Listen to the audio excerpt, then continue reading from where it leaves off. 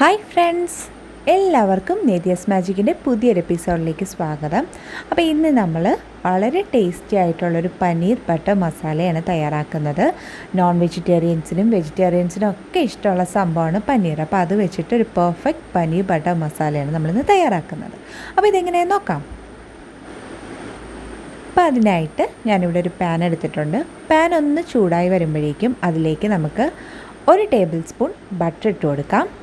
ആ ബട്ടർ ഒന്ന് മെൽറ്റായി വരുമ്പോഴേക്കും അതിലേക്ക് 1 കറുവാപ്പട്ടയും അതുപോലെ തന്നെ 2 ഏലക്കായയും കൂടി ഇട്ട് കൊടുക്കാം. ഇനി അതൊരു 3-4 സെക്കൻഡ് ഒന്ന് നമുക്ക് ആ ഒരു ബട്ടറിലിട്ടിട്ട് ഒന്ന് റോസ്റ്റ് ചെയ്തെടുക്കാം. അതിനുശേഷം ഇതിലേക്ക് ഒരു വലിയ കഷ്ണം ഇഞ്ചി ചെറുതായിട്ട് കട്ട് ചെയ്തതും കൂടി ഇട്ട് കൊടുക്കാം. അപ്പോൾ ഇതും ആ ഒരു ഇഞ്ചിയുടെ ഒരു പച്ചക്കുത്ത് മാറുന്നത് വരെ നമുക്കൊന്ന് സോട്ട് ചെയ്തെടുക്കണം. അപ്പോൾ ഇഞ്ചിയുടെ ആ ഒരു പച്ചക്കുത്തൊക്കെ മാറി വരുമ്പോഴേക്കും ഇതിലേക്ക് നമുക്ക് ചേർക്കാനുള്ളത് സവാളയാണ്. ഞാനിപ്പോൾ ഇവിടെ 2 സവാളയാണ് എടുത്തിരിക്കുന്നത്. ക്യൂബായിട്ടാണ് കേട്ടോ കട്ട് ചെയ്തെടുത്തിരിക്കുന്നത്.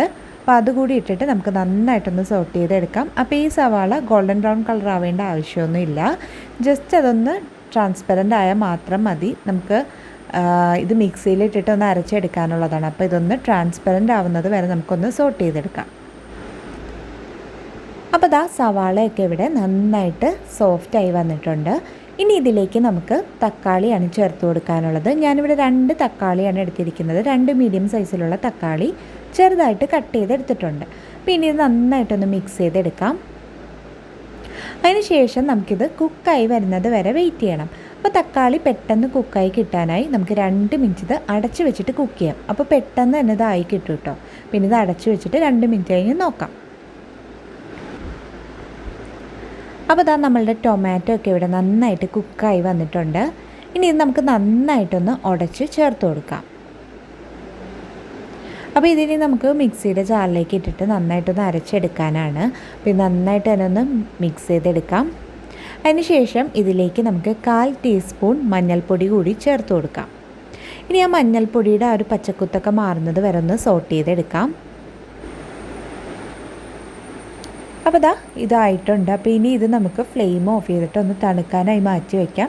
ഇതിപ്പോൾ നന്നായിട്ടൊന്ന് തണുത്തതിന് ശേഷം നമുക്ക് മിക്സിയിലിട്ടിട്ട് നല്ല പേസ്റ്റായിട്ടൊന്ന് അരച്ചെടുക്കണം. അപ്പോൾ ഇതിന് നമുക്ക് മാറ്റി വയ്ക്കാം കേട്ടോ. ഇനി ഞാനിവിടെ ഒരു ബൗളിൽ കുറച്ച് വെള്ളം എടുത്തിട്ടുണ്ട്. നോർമൽ വാട്ടറാണ്, ചൂടുവെള്ളമൊന്നുമല്ല. ഇനി ഇതിലേക്ക് നമുക്ക് ഇതിൽ ചേർക്കാനുള്ള പനീർ ഇട്ട് കൊടുക്കാം. അപ്പോൾ നമ്മൾ ഇതുപോലെ വെള്ളത്തിൽ ഒരു 10 മിനിറ്റ് പനീർ ഒന്ന് സോക്ക് ചെയ്ത് വെക്കുന്നത് നല്ലതാണ്. നമ്മൾ ഫ്രിഡ്ജിൽ നിന്ന് എടുത്തിട്ട് ഡയറക്റ്റ് അല്ലല്ലോ ചേർക്കുന്നത്. അപ്പോൾ ആ ഒരു തണുപ്പ് മാറുന്ന ടൈമിൽ ഒരു 10 മിനിറ്റ് നമ്മളിതുപോലെ വെള്ളത്തിലൊന്ന് സോക്ക് ചെയ്ത് വെച്ചിട്ട് ചേർക്കുകയാണെങ്കിൽ നല്ല സോഫ്റ്റ് ആയിരിക്കും പനീർ. അപ്പോൾ അതൊരു ടിപ്പാണ് കേട്ടോ. നമ്മൾ പനീർ ഏത് കറിയിൽ യൂസ് ചെയ്യുമ്പോഴായാലും ഇതുപോലെ ഒന്ന് വെള്ളത്തിൽ സോക്ക് ചെയ്ത് വെച്ചിട്ട് നമ്മൾ ചെയ്യുകയാണെങ്കിൽ നല്ല സോഫ്റ്റ് ആയിരിക്കും പനീർ. അപ്പോൾ ഇതിലേക്ക് ഞാൻ ഒരു നുള്ളു ഉപ്പ് കൂടി ആഡ് ചെയ്ത് കൊടുക്കുന്നുണ്ട്. അപ്പോൾ ഇത് നമുക്ക് മാറ്റി വയ്ക്കാം. അപ്പോൾ നമ്മളുടെ സവാള ടൊമാറ്റോ പേസ്റ്റൊക്കെ ഇവിടെ നന്നായിട്ട് തണുത്ത് വന്നിട്ടുണ്ട്. അതിനെ നമുക്കൊരു മിക്സിയുടെ ജാറിലേക്ക് മാറ്റി കൊടുക്കാം. അപ്പോൾ ഇതിൽ ഒരുപാട് വെള്ളമൊന്നും ചേർക്കണ്ട കേട്ടോ. കുറച്ച് വെള്ളം ചേർത്തിട്ട് നന്നായിട്ടൊന്ന് അരച്ചെടുത്താൽ മാത്രം മതി. ഇപ്പോൾ ഒരുപാട് വെള്ളം ആയാലും അത് നന്നായിട്ട് അരഞ്ഞ് കിട്ടില്ല. അപ്പോൾ കുറച്ച് വെള്ളം ഒഴിച്ചിട്ട് നമുക്ക് നന്നായിട്ടൊന്ന് അരച്ചെടുക്കാം. ഇനി വീണ്ടും നമുക്കൊരു പാൻ വെച്ച് കൊടുക്കാം. അതൊന്ന് ചൂടായി വരുമ്പോഴേക്കും അതിലേക്ക് 1 ടേബിൾ സ്പൂൺ ബട്ടർ ഇട്ട് കൊടുക്കാം. ഇനി ആ ബട്ടർ ഒന്ന് മെൽറ്റായി വരുമ്പോഴേക്കും അതിലേക്ക് 1/2 ടേബിൾ സ്പൂൺ മുളക് പൊടി ചേർത്ത് കൊടുക്കാം. അപ്പോൾ കാശ്മീരി ചില്ലി പൗഡർ ചേർക്കുന്നതാണ് കേട്ടോ നല്ലത്. കാരണം ഇതിന് നമുക്ക് അധികം എരിവ് വേണ്ട. നല്ലൊരു കളർ കിട്ടാനായിട്ടാണ് നമ്മൾ ഈ ഒരു ചില്ലി പൗഡർ ആഡ് ചെയ്യുന്നത്.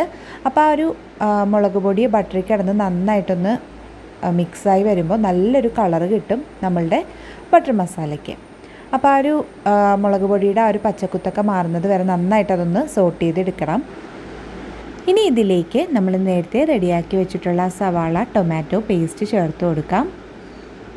എന്നിട്ടിത് നന്നായി ഒന്ന് മിക്സ് ചെയ്തെടുക്കാം. അപ്പോൾ ഇതിലേക്ക് ഇനി നമുക്ക് വെള്ളം ചേർത്ത് കൊടുക്കണം. അത് നമുക്ക് വേണ്ടുന്ന ഗ്രേവിയുടെ ആ ഒരു തിക്നെസ്സിനനുസരിച്ചിട്ട് വെള്ളം ചേർത്ത് കൊടുക്കാം കേട്ടോ. അപ്പോൾ ആദ്യം നമുക്കിത് നന്നായി ഒന്ന് മിക്സ് ചെയ്തെടുക്കാം.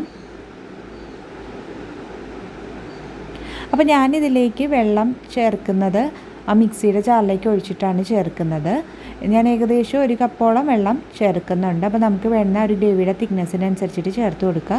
പിന്നെ ഇത് കുറച്ച് തിക്കായിട്ടിരിക്കുന്നൊരു ഗ്രേവിയാണ്. അപ്പോൾ ഒരുപാട് വെള്ളം ആകാതിരിക്കാൻ ശ്രദ്ധിക്കുക.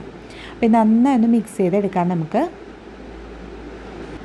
ഇനി ഇതൊന്ന് തിളച്ച് വരാനായി വെയിറ്റ് ചെയ്യാം.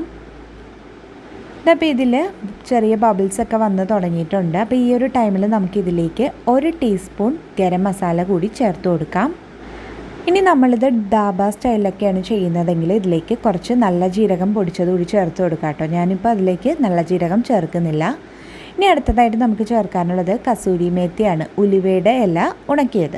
അപ്പോൾ അത് നമുക്കിതിലേക്ക് ചേർത്ത് കൊടുക്കാം. ഞാനിപ്പോൾ ഇവിടെ 1 ടേബിൾ സ്പൂണോളം കസൂരി മേത്തി എടുത്തിട്ടുണ്ട്. അത് നന്നായിട്ട് കൈകൊണ്ടൊന്ന് ക്രഷ് ചെയ്തതിന് ശേഷം നമുക്കിതിലേക്ക് ചേർത്ത് കൊടുക്കാം.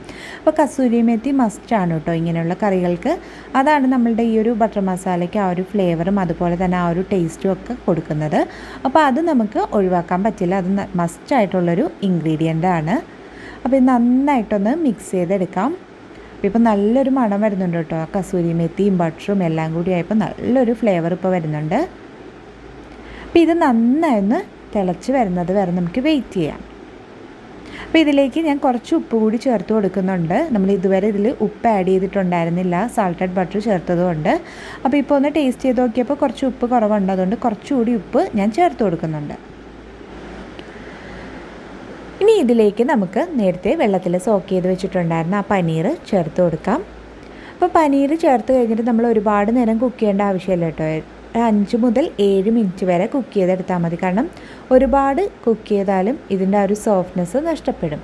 അപ്പോൾ ഇത് ഏകദേശം ഒരു 5 മിനിറ്റ് അല്ലെങ്കിൽ ഒരു 7 മിനിറ്റ് വരെയൊക്കെ നമുക്കിത് കുക്ക് ചെയ്തെടുക്കാം. അപ്പോൾ ഇതിനെ അടച്ച് വെച്ചിട്ട് നന്നായിട്ടൊന്ന് കുക്കായി വരുന്നത് വരെ നമുക്ക് വെയിറ്റ് ചെയ്യാം. അപ്പോൾ ഇതായിപ്പോൾ 5 മിനിറ്റ് കഴിഞ്ഞിട്ടുണ്ട്. നമ്മളുടെ പനീറൊക്കെ ഇവിടെ ഏകദേശമൊക്കെ കുക്കായി വന്നിട്ടുണ്ട്. ഇനി ഇതിലേക്ക് നമുക്ക് ചേർക്കാനുള്ളത് ഫ്രഷ് ക്രീമാണ്. ഞാനിപ്പോൾ ഇവിടെ 3 ടേബിൾ സ്പൂണാണ് ഫ്രഷ് ക്രീം ചേർക്കുന്നത്. ഇനിയിപ്പോൾ നമ്മളുടെ കയ്യിൽ ഫ്രഷ് ക്രീം ഇല്ലയെന്നുണ്ടെങ്കിൽ 10-12 കാഷ്നട്ട് കുറച്ച് വെള്ളം ചേർത്ത് നല്ല പേസ്റ്റായിട്ടൊന്ന് അരച്ചെടുത്തിട്ട് ചേർത്താൽ മതി. അതല്ലെങ്കിൽ നല്ല full fat milk 2-3 table spoon add ചെയ്ത് കൊടുത്താൽ മതി കേട്ടോ. അപ്പോൾ ഇനി നന്നായിട്ട് നമുക്കൊന്ന് മിക്സ് ചെയ്തെടുക്കാം. അപ്പോൾ ക്രീം ചേർക്കുമ്പോൾ ഗ്രേവി കുറച്ചുകൂടി ഒന്ന് തിക്കാവും.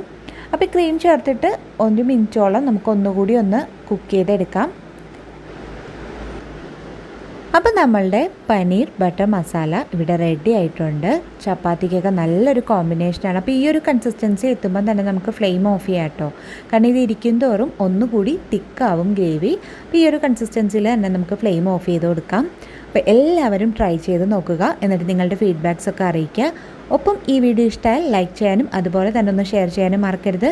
കൂട്ടത്തിൽ ചാനൽ സബ്സ്ക്രൈബ് ചെയ്തിട്ടില്ലാത്ത കൂട്ടുകാരുണ്ടെങ്കിൽ ഒന്ന് സബ്സ്ക്രൈബ് ചെയ്ത് സപ്പോർട്ട് കൂടി ചെയ്യുക.